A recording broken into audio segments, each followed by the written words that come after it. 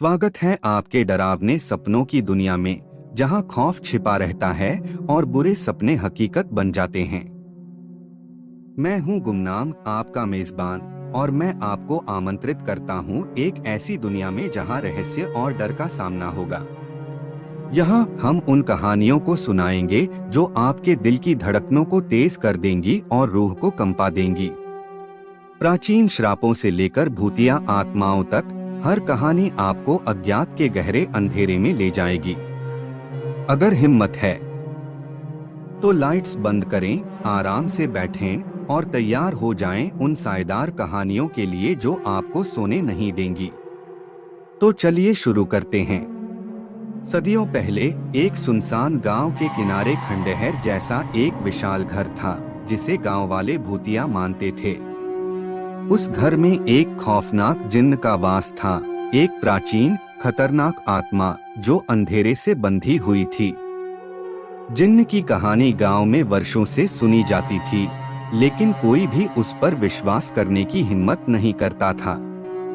लेकिन इस श्रापित जिन्न की कहानी जितनी प्राचीन थी, उतनी ही खौफनाक भी थी।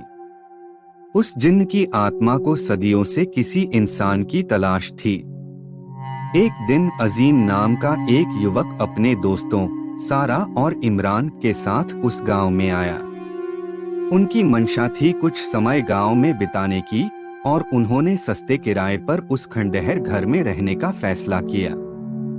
गांव के बुजुर्गों ने उन्हें उस घर के बारे में चेतावनी दी थी, लेकिन अजीम ने उन कहानियों को महज अफवाह समझा। इमरान और सारा भी थोड़ा चिंतित थे, लेकिन अजीम ने उन्हें यकीन दिलाया कि कुछ भी गलत नहीं होगा।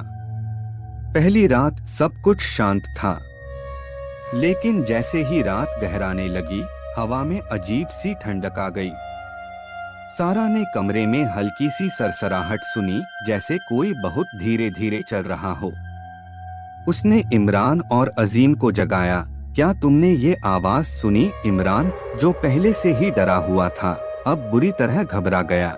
हमें यहाँ से निकल जाना चाहिए। अजीम ने दोनों को शांत किया। यह बस हमारा वहम है। सुबह होते ही हम यह घर छोड़ देंगे। लेकिन उस रात के अंधेरे में अजीब घटनाएं शुरू हो गईं। दरवाजे अचानक खुद ब खुद खुलने बंद होने लगे, दीवारों पर छायाएं चलने लगीं, और हवा में किसी अदृश्य शक्ति की मौजूदगी महसूस होने लगी। सारा और इमरान को यह एहसास हो गया था कि कुछ बहुत गलत था। अचानक सारा ने देखा कि एक काली छाया कमरे के कोने में मंडरा रही थी। उसकी आंखों में एक भयावह चमक थी, और वह धीरे धीरे उनकी ओर बढ़ रही थी। उसकी आवाज गूंजने लगी, जैसे सदियों से वह इंतजार कर रही हो। तुम यहाँ नहीं बच सकते, मैं तुम्हारा इंतजार कर रहा हूँ। अजीम अब भी खुद को बहादुर दिखाने की कोशिश कर रहा था, लेकिन उसकी सांसें तेज हो गई थीं। हमें यहाँ से भागना होगा, उसने घबराते हुए कहा। वे तीनों दरवाजे की ओर भागे, लेकिन दरवाजा बंद हो चुका था। जितनी बार उन्होंने उसे खोलने की कोशिश की, दरवाजा और भी जोर से बंद हो जाता। अब उन्हें यकीन हो चुका था कि वे फंसे हुए थे। तभी घर की दीवारों में से एक गहरी, भारी चीख निकलने लगी, जैसे किसी ने सदियों की पीड़ा को हवा में घोल दिया हो।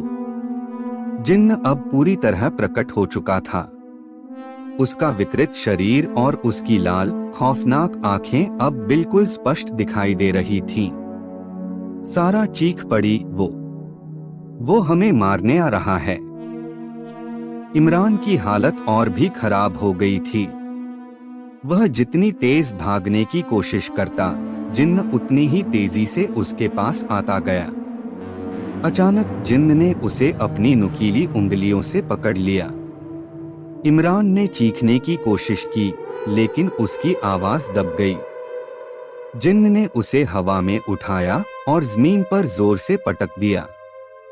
उसकी आत्मा अब उस घर के अंधकार में समा चुकी थी। अजीम और सारा के लिए कोई रास्ता नहीं बचा था।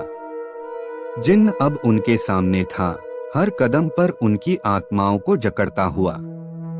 उसकी हंसी हवा में गूंज रही थी और उसके मुंह से निकली आवाज इतनी भयानक थी कि दोनों के रोंगटे खड़े हो गए। तुम दोनों यहाँ से बच नहीं सकते। यह घर तुम्हारा कब्रिस्तान बनेगा।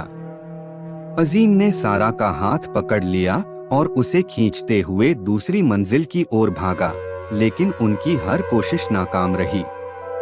जिन्न की परछाइयां हर कोने से उनके करीब आती गईं। सारा अब पूरी तरह टूट चुकी थी। उसने अजीम की ओर देखा, उसकी आंखों में आंसू थे। अचानक जिन्न ने अपनी पूरी ताकत से दोनों को जकड़ लिया। उनके चारों ओर छाया का अंधकार इतना गहरा हो गया कि सांस लेना मुश्किल हो गया। अजीम की आंखों के सामने सिर्फ अंधेरा था और उसकी आत्मा जिन्न की कैद में जा चुकी थी। उसकी चीखें अब सिर्फ घर की दीवारों के अंदर गूंज रही थीं। सारा ने एक आखिरी कोशिश की भागने की, लेकिन जिन्न ने उसे भी पकड़ लिया। उसकी घिनौनी मुस्कान, उसकी जकड़ और उसकी चीखें अब उनके कानों में हमेशा के लिए गूंजने वाली थीं। अंत में घर में सिर्फ सन्नाटा और अंधेरा बचा। अजीम, सारा और इमरान की आत्माएं उस घर के अंधेरे में हमेशा के लिए कैद हो चुकी थीं। और जिन्न, वह अब भी वहां था, अगले शिकार का इंतजार कर रहा था। और इस तरह एक और खौफनाक कहानी का अंत होता है। लेकिन क्या ये सच में अंत है? क्या आपने महसूस किया कि जैसे जैसे ये कहानी खत्म हो रही थी, कमरे में ठंड बढ़ने लगी थी? शायद ये सिर्फ आपकी कल्पना हो, या शायद नहीं। कहानी का अंत यहाँ हो सकता है, लेकिन जो कुछ आपने सुना वो आपके साथ रहेगा, एक छाया की तरह। क्या आपने भी वह आवाज सुनी? हाँ, वही हल्की सरसराहट जो आपने सोचा कि सिर्फ हवा है। क्या यह कहानी खत्म होने के बाद भी आपके साथ रहेगी? जब आप अकेले होंगे, रात के अंधेरे में, तब क्या आपको ये लगेगा कि कोई आपको देख रहा है? शायद ये कहानी अब भी आपके चारों ओर घूम रही हो। अगर आपको ये कहानी पसंद आई तो चैनल को सब्सक्राइब करना न भूलें, क्योंकि यहाँ और भी डरावनी कहानियाँ आपको डराने और सताने के लिए इंतजार कर रही हैं। याद रखिए, डर कोई कहानी नहीं, ये हकीकत भी हो सकती है। रात को जब आप अपने बिस्तर में होंगे और कमरे के अंधेरे में किसी हलचल को महसूस करेंगे, तब आपको याद आएगा कि ये बस कहानी नहीं थी। मैं हूं गुमनाम और मैं आपको फिर से मिलूंगा एक और कहानी के साथ जल्द ही। लेकिन तब तक सावधान रहिए, क्योंकि शायद कुछ या कोई आपको देख रहा है। बस एक गलत कदम और आप अगली कहानी का हिस्सा बन सकते हैं।